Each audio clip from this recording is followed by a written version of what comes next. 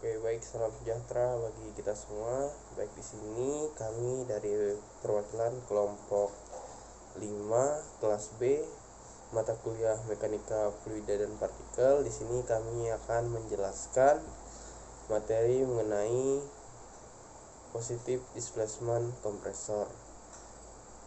Kelompok 5 ini terdiri atas beberapa anggota. Yang pertama saya Kelvin Aris Gradasigan, ada Dinda Alma Ramadhani, ada Marceli Octaviani, ada Septa Lorenzi, dan Virginia Apriliani.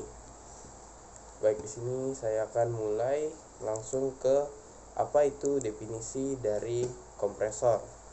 Kompresor adalah peralatan mekanik yang digunakan untuk memberikan energi pada fluida gas atau udara, sehingga gas atau udara dapat mengalir dari suatu tempat ke tempat lain secara kontinu.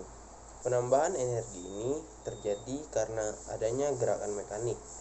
Dengan kata lain, fungsi kompresor adalah mengubah energi mekanik, yaitu kerja, ke dalam energi tekanan dalam bentuk potensial dan energi panas yang tidak berguna.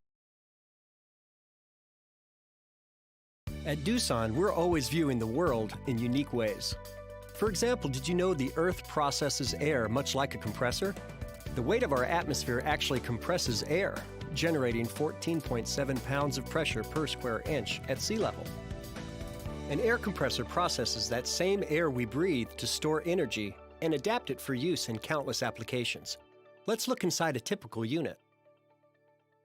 Ambient air enters a compressor through a filtered intake which removes dust and dirt. This filter should be replaced at timely intervals to ensure the compressor is protected from unwanted contaminants. Dirty or restricted filters cause pressure drops and reduced efficiency. Filtered air continues through sealed piping to an inlet valve that controls the volume of air reaching the air end and prevents oil from reversing towards filters after shutdown.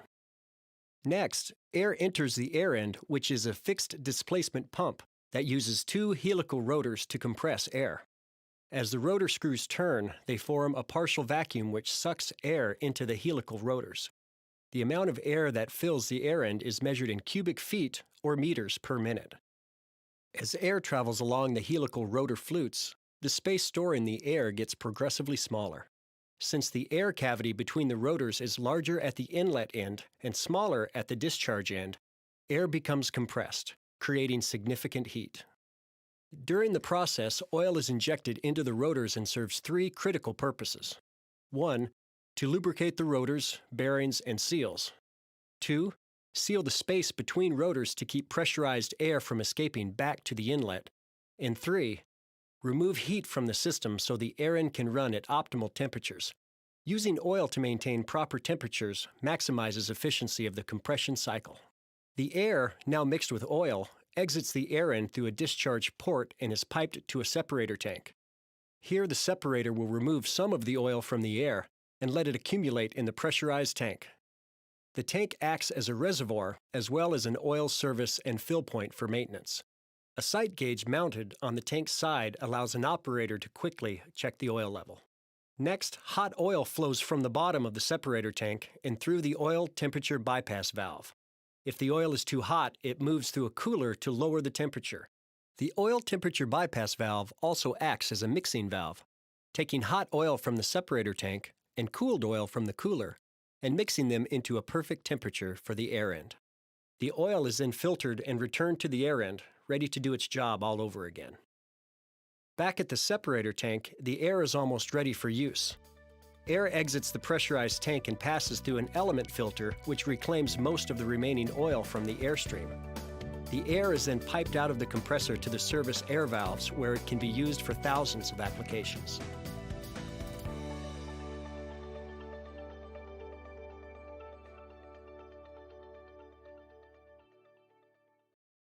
Baik, lanjut ke kegunaan dari kompresor.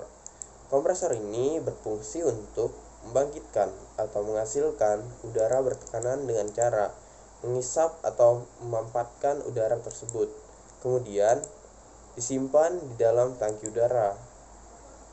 untuk disuplai ke pemakai. Kompresor dilengkapi dengan tabung yang berfungsi untuk menyimpan udara bertekanan, sehingga udara dapat mencapai jumlah dan tekanan yang diperlukan. Tabung udara bertekanan pada kompresor dilengkapi dengan katup pengaman. Bila tekanan udaranya melebihi ketentuan, maka katup pengaman akan terbuka secara otomatis. Baik, selanjutnya ada komponen-komponen daripada kompresor. Yang pertama ada kerangka atau frame. Kerangka merupakan bagian paling luar kompresor yang berfungsi sebagai untuk mendukung seluruh beban.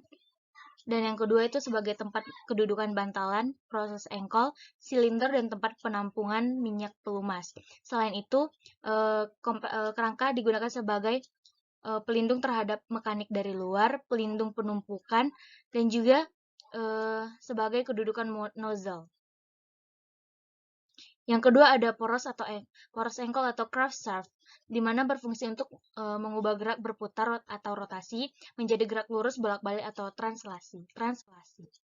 Yang ketiga ada batang penghubung atau connecting rod yang berfungsi untuk meneruskan gaya dari proses engkol ke batang torak melalui kepala silang. Batang penghubung harus kuat dan tahan bengkok sehingga mampu menahan beban pada saat kompres. Dan yang keempat ada kepala silang atau crosshead, di mana berfungsi untuk meneruskan gaya dari batang penghubung ke batang torak. Kepala silang dapat meluncurkan pada bantalan luncurannya. Selanjutnya, yang kelima ada silinder atau cylinder, yang berfungsi sebagai tempat kedudukan liner, silinder, dan water jet. Kita bisa lihat gambarnya sebagai berikut. Yang keenam ada toraks atau piston, di mana sebagai elemen yang handle gas atau udara pada proses pemasukan atau suction, kompresi atau compression, dan pengeluaran atau discharge. Yang ketujuh ada katup kompresor atau katup valve, yang dimana berfungsi untuk mengatur pemasukan dan pengeluaran gas atau udara ke dalam atau keluar silinder. Katup ini dapat bekerja membuka dan menutup sendiri akibat adanya perbedaan tekanan yang terjadi antara bagian dalam dan bagian luar daripada silinder. Yang kedelapan ada liner silinder yang berfungsi sebagai lintasan gerakan piston torak saat melakukan proses ekspansi, pemasukan, kompresi, dan juga pengeluaran.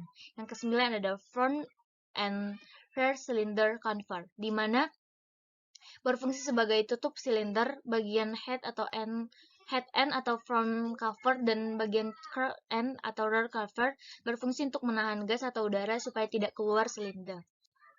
Ke-10 ada water jet atau ruangan dalam silinder yang berfungsi untuk bersirkulasi air sebagai pendingin. Yang ke-11 ada cincin toraks atau piston ring yang berfungsi mengurangi kebocoran gas atau udara antara permukaan torak dengan dinding liner silinder. Yang ke-12 ada batang torak atau piston rod yang berfungsi meneruskan gaya ke dalam silang torak. Yang ke-13 ada cincin penahan gas atau packing rod yang mana berfungsi menahan kebocoran gas akibat adanya celah atau clean range antara bagian yang bergerak atau batang torak dengan bagian yang diam atau silinder. Cincin penahan gas ini terdiri dari beberapa ring segmen. Dan yang ke-14 itu ada ring oil scraper yang berfungsi untuk mencegah terjadinya keluar minyak pelumas daripada frame. Selanjutnya, saya akan menjelaskan tentang klasifikasi dari kompresor.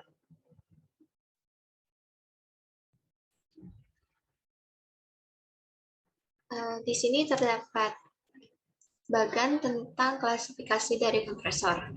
Secara garis besar, kompresor dapat dibagi menjadi positive displacement kompresor dan dynamic kompresor atau yang biasa disebut dengan turbo.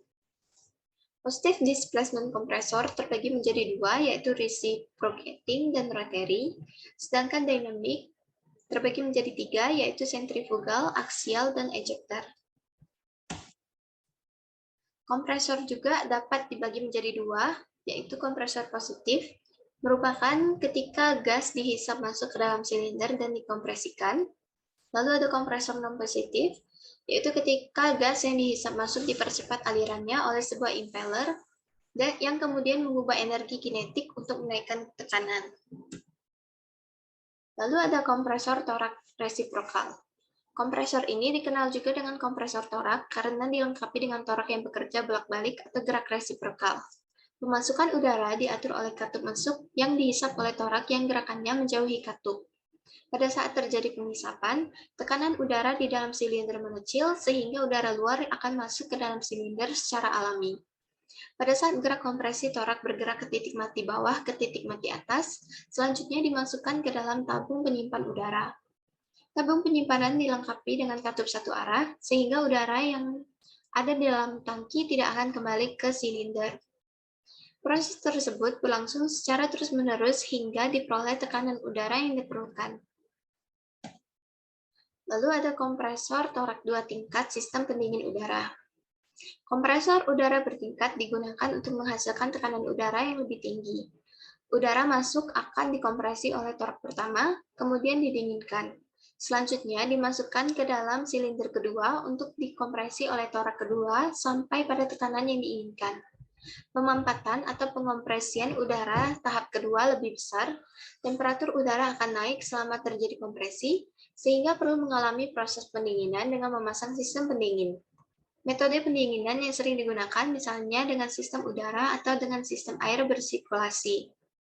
Batas tekanan maksimum untuk jenis kompresor torak resiprokal antara lain untuk kompresor 1 tingkat tekanan hingga 4 bar, sedangkan 2 tingkat atau lebih tekanannya hingga 15 bar. Lalu ada kompresor diafragma. Jenis kompresor ini termasuk dalam kelompok kompresor torak, namun letak torak dipisahkan melalui sebuah membran diafragma. Udara yang masuk dan keluar tidak langsung berhubungan dengan bagian-bagian yang bergerak secara resiprokal. Adanya pemisahan ruangan ini, udara akan lebih terjaga dan bebas dari uap air dan pelumas atau oli. Oleh karena itu, kompresor diafragma banyak digunakan pada industri bahan makanan, farmasi, obat-obatan, dan kimia. Prinsip kerjanya hampir sama dengan kompresor torak. Perbedaannya terdapat pada sistem kompresor udara yang akan masuk ke dalam tangki penyimpanan, tidak secara langsung menghisap dan menekan udara, tetapi menggerakkan sebuah membran atau diafragma terlebih dahulu. Dari gerakan diafragma yang kembang kempis itulah yang akan menghisap dan menekan udara ke tabung penyimpan. Lalu ada kompresor rotarise, yaitu secara ekstensif, rotor dipasang berputar dalam rumah yang berbentuk silindris, mempunyai lubang-lubang masuk dan keluar. Keuntungan dari kompresor jenis ini adalah mempunyai bentuk yang pendek dan kecil sehingga menghemat ruangan. Bahkan suaranya tidak berisik dan halus, dapat menghantarkan dan menghasilkan udara secara terus-menerus dengan mantap. Baling-baling luncur dimasukkan ke dalam lubang yang tergabung dalam rotor dan ruangan yang berbentuk silindris. Ketika rotor mulai berputar, energi gaya sentrifugal baling-balingnya akan melawan dinding karena bentuk dari rumah baling-baling itu sendiri yang tidak sepusat dengan rotornya. Maka ukuran ruangan dapat diperbesar atau diperkecil menurut arah masuknya udara. Lalu ada kompresor root blower atau yang berbentuk sayap kupu-kupu. Kompresor jenis ini akan menghisap udara luar dari satu sisi ke sisi yang lain tanpa ada perubahan volume. Torak membuat penguncian pada bagian sisi yang bertekanan. Prinsip kompresor ini ternyata dapat disamakan dengan pompa pelumas model kupu-kupu pada sebuah motor bakar. Beberapa kelemahannya adalah tingkat kebocoran yang tinggi. Kebocoran terjadi karena antara baling-baling dan rumahnya tidak dapat saling rapat betul. Perbedaan jika dibandingkan dengan pompa pelumas pada motor bakar, karena fluidanya adalah minyak pelumas, maka film-film minyak sendiri sudah menjadi bahan perapat antara dinding rumah dan sayap kupu-kupu itu. Dilihat dari konstruksinya, sayap kupu-kupu di dalam rumah pompa digerakkan oleh sepasang roda gigi yang saling bertautan juga, sehingga dapat berputar tepat pada dinding. Kompresor selanjutnya yaitu kompresor aliran radial. Percepatan yang ditimbulkan oleh kompresor aliran radial berasal dari ruangan ke ruangan berikutnya secara radial. Pada lubang masuk pertama, udara dilemparkan keluar menjauhi sumbu. Bila kompresornya bertingkat, maka dari tingkat pertama, udara akan dipantulkan kembali mendekati sumbu. Dari tingkat pertama, masuk lagi ke tingkat berikutnya sampai beberapa tingkat sesuai yang dibutuhkan. Semakin banyak tingkat dari susunan sudu tersebut, maka akan semakin tinggi tekanan udara yang dihasilkan. Prinsip kerja kompresor radial ini akan menghisap udara dari luar melalui sudu-sudu rotor. Udara akan terisap masuk ke dalam ruangan isap, lalu dikompresi dan akan ditampung pada tangki penyimpanan udara bertekanan hingga tekanannya sesuai dengan yang dibutuhkan. Selanjutnya yaitu ada kompresor aliran aksial. Pada kompresor aliran aksial, udara akan mendapatkan percepatan dari sudu yang terdapat dari rotor dan arah alirannya ke arah aksial, yaitu searah atau sejajar dengan sumbu rotor. Jadi pengisapan dan penekanan udara terjadi saat rangkaian sudu-sudu pada rotor itu berputar sangat cepat. Putaran cepat ini mutlak diperlukan untuk mendapatkan aliran udara yang mempunyai tekanan yang diinginkan. Teringat pula alat semacam ini seperti kompresor pada sistem turbin gas atau mesin-mesin pesawat terbang turbo propeller. Bedanya, jika turbin gas akan menghasilkan mekanik putar pada porosnya, tetapi pada kompresor ini tenaga mekanik dari mesin akan memutar rotor sehingga akan menghasilkan udara bertekanan. Selanjutnya yaitu kompresor skrup atau screw. Kompresor skrup ini memiliki dua rotor yang saling berpasangan atau bertautan. Yang satu mempunyai bentuk cekung, sedangkan yang lainnya membentuk cembung, sehingga dapat memindahkan udara secara aksial ke sisi lainnya. Kedua rotor ini identik dengan sepasang roda gigi helix yang saling bertautan. Jika roda-roda gigi tersebut berbentuk lurus, maka kompresor ini dapat digunakan sebagai pompa hidrolik pada pesawat-pesawat hidrolik. Roda-roda gigi kompresor skrup harus diletakkan pada rumah-rumah roda gigi dengan benar sehingga betul-betul dapat menghisap dan menekan lidah. Berikut tampilan video dari kompresor skrup.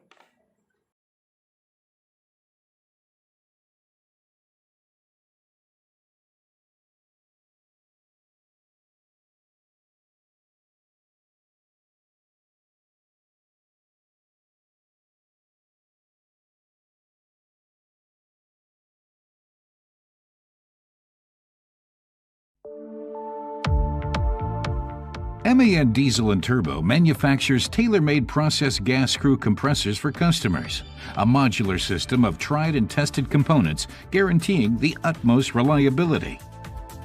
Depending on its size, a compressor stage can suck in and then compress volume flows of between about 200 and 100,000 cubic meters per hour.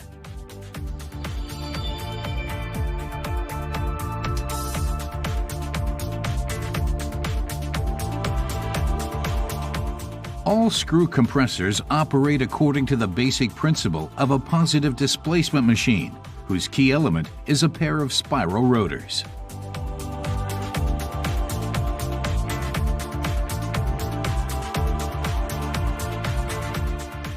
During operation, the rotors turn and the spiral teeth mesh together, forming chambers between the rotors and the casing wall. Rotation causes the chambers to move from the suction or intake side to the compression or discharge side. These chambers are connected to the suction nozzle via ports. As the chambers enlarge, they are filled with gas flowing in through the nozzle. To understand the compression process better, let's look at an individual chamber. It enlarges, is filled with gas, and then closed by a circumferential edge in the casing. The rotors now transport the gas to the discharge side, where the chamber shrinks and the retained gas is compressed.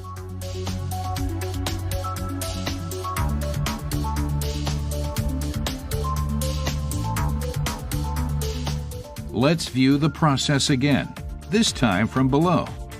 Once the gas is compressed, the chamber reaches another port connected to a discharge nozzle, and the gas flows out.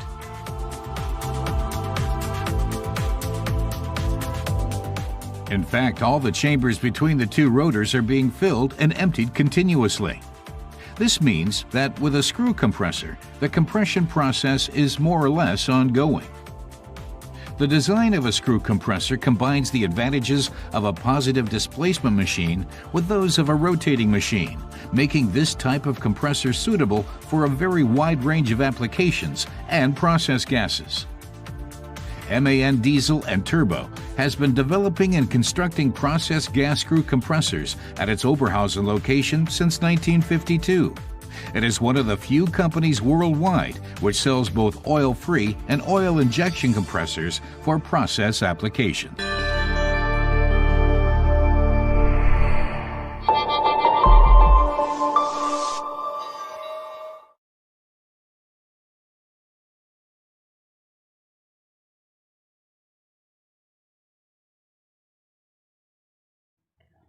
Klasifikasi kompresor menurut bentuknya itu terdiri menjadi 3, yaitu ada bentuk vertikal, horizontal, dan silinder banyak. Jenisnya itu ada V, W, dan VV. Menurut kecepatan putarnya itu ada kecepatan rendah dan kecepatan tinggi. Jika menurut gas refrigerannya terdiri menjadi 3, yaitu ada kompresor amonia, kompresor freon, dan kompresor karbon dioksida. Dan jika dilihat dari menurut konstruksinya terbagi menjadi 3, itu ada terbuka, hermatik, dan semi hermatik. Sini kita akan membahas kapasitas kompresor. Untuk kompresor torak, secara teori kapasitas kompresornya dinyatakan sebagai V sama dengan V per 4 kali D kuadrat kali L kali Z kali N kali 60 dengan satuan meter kubik per jam, di mana D itu diameter silinder dengan satuan meter, L itu panjang torak dengan satuan meter, Z itu jumlah silinder, dan N itu jumlah putaran poros per menit. Sedangkan untuk kompresor putar positif, secara teori kapasitas kompresornya dapat dinyatakan sebagai V sama dengan V per 4 kali diameter dalam kuadrat dikurang diameter luar kuadrat dikali L dikali Z dikali N dan kali 60 dengan satuan meter per 3 per jam, di mana D itu diameter dalam dari silinder rumah satuan meter, D kecil itu diameter luar dengan satuan meter, T di sini itu maksudnya L sama dengan L tebal silinder atau panjang silinder dengan satuan meter, Z itu jumlah silinder, dan N itu jumlah putaran rotor per menit. Proses kompresi terbagi menjadi 3, yaitu yang pertama ada kompresi isotermal. Dalam kompresi ini, temperatur gas tidak berubah sehingga temperatur gas pada akhir langkah kompresi sama dengan temperatur gas pada awal kompresi. Dalam hal ini, kenaikan temperatur gas dapat dicegah karena panas yang timbul selama proses kompresi segera diserap sempurna oleh fluida pendinginan melalui dinding silinder. Namun demikian, proses kompresi isotermal ini sukar untuk dilaksanakan. Tetapi dengan isotermal, kerja yang diperlukan adalah yang paling rendah jika dibandingkan dengan jenis proses kompresi yang lainnya. Adapun rumus dari proses kompresi isotermal yaitu P1 dikali V1 sama dengan P2 dikali V2, di mana P merupakan tekanan gas yang absolut sementara V merupakan volume gas. 2. Kompresi politropik. Dalam kompresi politropik, temperatur gas pada akhir langkah kompresi lebih tinggi daripada temperatur gas pada awal langkah kompresi. Meskipun selama proses tersebut berlangsung terjadi perpindahan kalor dari silinder ke sekitarnya. Kompresi gas refrigeran di dalam kompresor dalam keadaan sebenarnya kira-kira mendekati proses politropik tersebut di atas. Untuk kompresi politropik, hubungan antara tekanan dan volume pada awal dan akhir kompresi adalah seperti rumus berikut. Kenaikan tekanan yang diperoleh serta kerja yang diperlukan untuk kompresi politropik lebih besar daripada untuk isotermal, tetapi lebih rendah dibandingkan dengan kompresi adiabatik. 3. Kompresi adiabatik merupakan proses kompresi tanpa perpindahan kalor dari gas dan sekitarnya, yaitu dengan jalan memberikan isolasi panas secara sempurna pada dinding silinder. Dengan kompresi adiabatik, temperatur gas akan naik dan lebih tinggi dibandingkan kenaikan yang terjadi pada kompresi politropik. Dengan kompresi adiabatik, kerja yang diperlukan untuk kompresi akan lebih besar, tetapi akan diperoleh kenaikan tekanan yang lebih tinggi. Untuk kompresi adiabatik, hubungan antara tekanan dan volume pada awal dan akhir kompresi adalah seperti rumus berikut.